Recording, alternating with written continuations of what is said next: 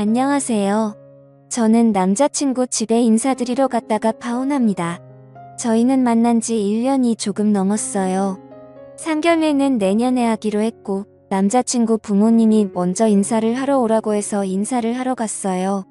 저와 남친은 서울에서 직장을 다니고 있는 중이고 남친 부모님은 서울에서 5시간 정도 떨어진 소규모 지방 도시였어요. 도시라고 하기에는 많이 시골적인 분위기였어요. 우리는 그날 아침부터 부랴부랴 챙겨서 새벽 일찍 출발을 했어요. 그렇게 남친 부모님 집에 도착을 했는데 정말 오래된 집이더라고요. 마담이 있는 집 안으로 들어갔는데 마당에 닭들이 막 뛰어다니고 있었어요. 닭들이 막 날기도 하더라고요. 저는 조금 놀란 상태였긴 했어요. 서울에서 나고 자란 저에게는 분명히 낯선 환경이었거든요. 하지만 저는 내색은 하지 않으려고 노력했어요. 다른이 잘못된 것은 아니니까요. 그리고 저는 친척 중에 지방에 사는 분들이 없어서 오히려 잘 되었다는 생각까지 했어요. 어릴 적 방학 때마다 지방의 할머니 댁에 간다고 하던 친구들이 부럽기도 했었거든요. 그날 저는 처음 찾아뵙는 거라 홍삼과 소고리를 샀어요. 그리고 얼마 전 남친이 날씨가 추워지면서 부모님이 전기장판이 필요하다고 했다. 길래 전기장판까지 사서 가지고 갔어요. 그렇게 마당에 서 있는데 남친 엄마가 마루에 서 계시더라고요. 그래서 얼른 인사를 했어요. 그런데 제 인사는 받지도 않고 남친에게만 내려오느라 고생했다며 남친 등을 쓰다듬더니 저는 보지도 않고 남친과 둘이서만 집 안으로 들어가 버렸어요. 저만 밖에 우두커니 세워두고 말이죠. 저는 당황했어요. 이런 경우가 어디 있나요? 저는 정말 황당했고 저만 혼자 남겨두고 쏙 들어가 버리는 남친도 이해가 되지 않았어요. 그렇게 저는 혼자 신발을 벗고 안으로 따라 들어갔어요. 그때부터 이미 기분이 좋지는 않았지만 그것은 시작에 불과했어요. 방 안에 남친 아버지가 계셨는데 방바닥에 앉아서 담배를 피우고 계셨어요. 아들이 며느리감이라고 데리고 왔는데 첫 대면에 담배라니요. 하지만 이해하려고 노력했어요. 문화가 다른가 보다 그렇게 생각하려고 저는 정말 애썼어요. 하지만 제가 인사를 했는데 남친 아버지 역시 인사를 받지 않더라고요. 아니, 이 집안 사람들은 왜 인사를 안 받는 것이죠? 저는 어릴 때부터 인사는 기본이라고 배웠는데 같이 인사는 못하더라도 받기는 해야 하는 것 아닌가요? 아니, 이 집안 사람들은 왜 인사를 안 받는 것이죠? 그렇게 인사를 하고 난 후 저는 그냥 멀뚱멀뚱 서 있었어요.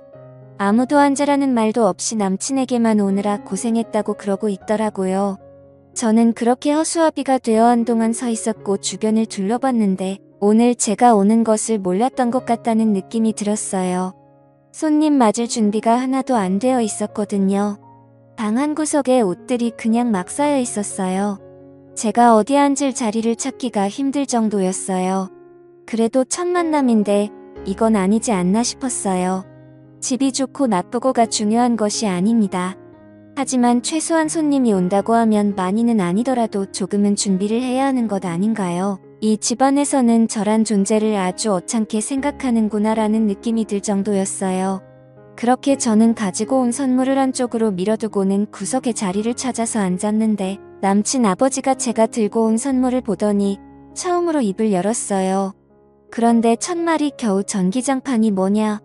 집 임사 오는 날에 라고 말을 했어요.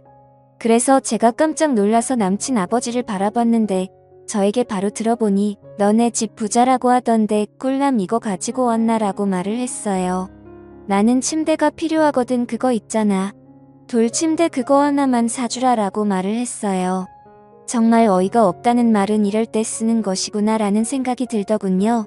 너무 놀란 제가 아무 대답도 없으니 다시 저에게 말을 했는데 너 옷도 비싼 옷 같은데 그거 하나 사주는 게 그렇게 아깝나. 저는 이때쯤 이 집안 사람들이 결코 평범한 집안이 아니구나 싶었어요. 그리고 무엇인가 크게 잘못되었구나 라는 생각이 강하게 들기 시작했어요. 더 황당했던 것은 남친은 앞에서 이 상황을 다 지켜봤음에도 불구하고 그냥 보고만 있었다는 것이죠. 아버지의 행동을 말린다거나 그런 것이 하나도 없었어요. 제가 그런 남친을 뚫어지라 바라보자 남친이 제 눈을 잽싸게 피하더니 남친 엄마에게 엄마 배고파라고 말을 했어요. 그때 뒤통수를 확 갈겨 버렸어야 했는데 지금 생각해봐도 후회가 되네요. 그런데 그 뒤에도 정말 황당한 일은 계속되었는데요. 지금 생각해보니 무섭기까지 하네요. 남친의 배고프다는 말에 남친 엄마가 근데 어쩌지 집에 먹을 것이 하나도 없는데 라고 말을 했어요. 정말 이렇게 말했어요. 그런데 말이죠. 사람이 참 적응력이 빠른 동물이라고 그때쯤 저는 그 집안 사람들의 행동이 놀랍지도 않더라고요. 그곳은 그동안 제가 생각하던 그런 상식이라는 것이 통하는 곳이 아니었으니까요. 그리고는 남친 엄마는 소고기 이거 먹으면 라고 말을 하며 제가 사가지고 간 한우를 확 뜯어버렸어요. 그렇게 고기를 굽기 시작하는데 남친이 앉아있던 제 팔을 툭툭 치더니 뭐해 가서 고기 구워야지 라고 말을 하네요. 진짜 이런 미친 인간이 어디 있나요? 저는 정말 이를 악물고 참았어요. 그래 어디까지 하나 두고 보자 하고요. 그렇게 고기를 굽고 상에 올리는데 남친 엄마가 언제 끓였을지 모를 된장찌개를 냄비채 들고 와서는 밥상에 탁 하고 올려놨어요. 얼마나 세게 올려놓았는지 올려놓으면서 안에 있던 음식이 제 옷에 다 튀었는데 정말 왜 이러는 것인지. 하지만 저는 그럴 수 있다고 생각하려고 노력했어요. 그럴 수 있잖아요. 밥을 먹다 보면 음식이 튀기도 하고 막 그러는 거죠 뭐. 그렇잖아요. 근데 왜 자꾸 저는 눈물이 나려는 것일까요? 그렇게 저는 고기를 먹는 둥 마는 둥 했는데 제가 입맛이 있었겠어요. 고기도 정말 쥐꼬리만큼 굽고는 남친 가족들은 정말 맛있게 먹더라고요. 저에게는 먹어보라고 하지도 않고 정말 허겁지겁 먹었어요. 그렇게 다 먹고 난 뒤 남친 아버지가 에이 고기가 뭐가 이렇게 맛대가리가 없냐. 이왕 사오려면 좀 좋은 걸로 사오지라고 말했어요. 그리고 남친 엄마는 나머지는 남친 여동생 오면 준다며 냉장고에 넣더라고요. 저는 고기 한두 점 먹은 것 같네요. 하지만 저는 정말 다 괜찮았어요. 빨리 이 집 구석을 떠나야 한다는 생각뿐이었거든요. 그렇게 남친에게 바로 올라가자고 했지만 남친은 갈 생각이 없어 보였어요. 오랜만에 왔는데 어떻게 그래? 매일 갈 거야. 그런 남친을 보며 저는 이 정신 나간 놈. 너는 올라가서 보자. 워낙 시골 마을이라 차도 없어서 매일 남친 차편으로 가는 방법밖에 없었고 남친이 여동생이 쓰던 방에 이불을 깔아주더라고요. 그런데 이불에서 냄새가 진짜 미치겠더라고요. 눈물이 나왔지만 다시 참았어요. 그리고는 씻지도 못하고 고양이 세수만 한 채로 호박밤을 샌 것 같아요. 보일러도 안 틀었는지 얼마나 춥던지 이가 부딪힐 정도로 덜덜 떨면서 그렇게 아침이 오기를 기다렸어요. 시간은 왜 그리도 안 가는지. 다음날 아침 일찍 일어난 남친 부모님이 농사일을 하러 가는데 저보고 같이 가자고 하는 거예요. 이제 슬슬 농사일도 배워야지라고 하면서요. 정말 미치지 않고 어떻게 이럴 수가 있을까요? 저는 집에서 급하게 연락이 와서 빨리 가봐야 한다고 말을 했고 남친 부모님은 앞으로 자주 내려와서 같이 농사일도 도와야 하는데 빨리 배워야지라고 했어요. 저는 그곳을 빨리 벗어나기 위해 죄송하다고 하면서 다음에 배우겠다고 했어요. 그런데 옆에 서 있던 남친이 그럼 다음에 와서 배우면 되겠네 라고 말을 했고 저는 그 주둥아리를 불사지르고 싶은 심정이었지만 참았어요. 어떻게든 집에는 가야 했으니까요. 이렇게 비굴하게 남친 차를 얻어 타고 집 앞에 도착해서 차에 내리자마자 저는 남친에게 야 이상해 삐리리야.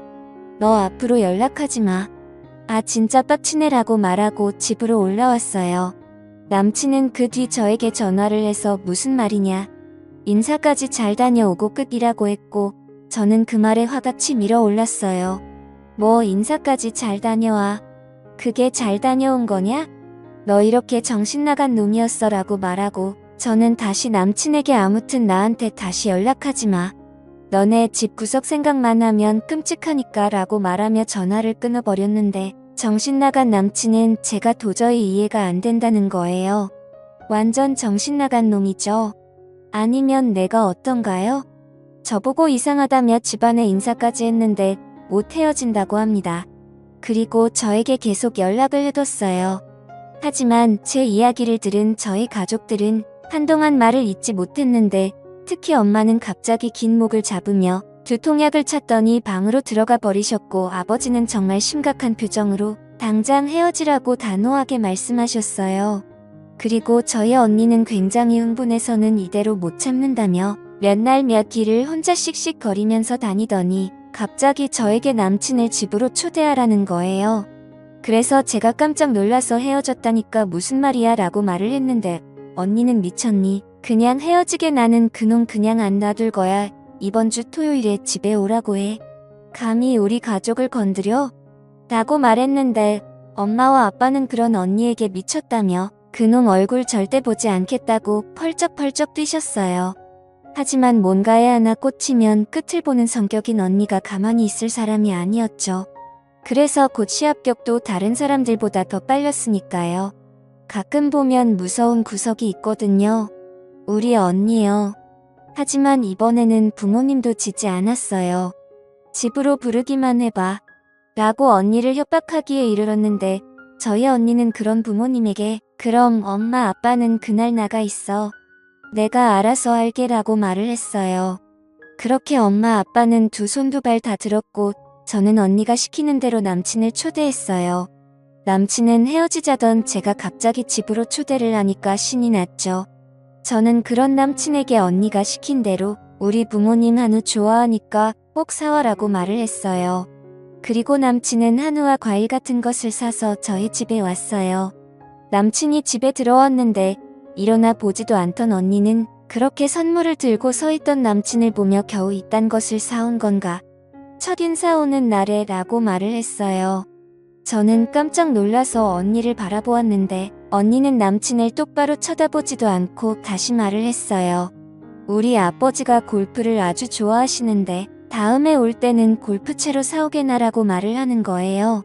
그런 말투는 언제 연습한 것인지 저는 웃음이 나오는 것을 꾹 참고 있었어요. 그런 언니에게 남친은 물었습니다. 그런데 부모님은 어디 가셨어요? 라고 물었는데 언니가 글쎄 말일세 자네 온다고 분명히 말했는데 어디를 가신 것인지 곧 오시겠지 라고 말을 하는 거예요. 정말 미치겠더라고요. 그리고 쭈뼛쭈뼛 서 있던 남친에게 언니가 배가 많이 고픈데 밥 먹지라고 말을 했고 남친은 부모님이 오셔야 하는 건 아니에요. 라고 다시 물었어요. 그런 남친에게 언니는 곧 오신다고 하셨으니 걱정 말라고 말을 하고는 남친이 사온 한우를 뱉더니 그냥 신경질적으로 확 뜯어버렸어요. 그리고 남친에게 집게를 쥐어주며 고기 구워야지. 우리나라 예절에는 손님이 고기를 굽는 것이 맞지 않은가라며 고기를 굽게 했어요. 그리고 고기를 다 구운 남친에게 식탁에 앉으라고 하고는 냉장고에서 어제 먹다 남은 된장찌개를 가지고 와서는 냄비채로 식탁에 탁 하고 내려놓았어요. 거의 던진 수준이었죠. 그렇게 국물이 다 튀었고 남친이 아이씨하고 벌떡 일어났는데 언니는 신경도 안 쓰고 말했습니다. 그런데 불쾌한가? 내 동생은 그 상황에서 잘 참았는데 참을성이 없구만이라고 말하며 계속 말을 이어갔어요. 우리는 최소한 집에 손님이 온다고 집 정리 정도는 했는데 왜 마음에 안 드나. 우리는 최소한 손님 불러놓고 방에서 담배를 피우지도 않았는데 뭐가 마음에 들지 않지 이해가 안 되는데 라고 말을 했고 남친은 얼굴이 빨갛게 달아오르면서 아이씨 정신 나간 집구석이네라고 말을 했어요. 그랬는데 저희 언니가 벌떡 일어나더니 그런 남친에게 정신 나간 놈아. 정신 나간 집구석? 너네 부모님이 하는 건 정상이고 다른 사람이 하는 건 잘못된 거냐? 뭘 잘못한 건지 모르겠다며. 그래서 지금 내가 알려주고 있잖아. 너도 지금 기분 나쁘지? 그게 잘못된 거라고 이 정신 나간 놈아라고 쏘아붙였어요.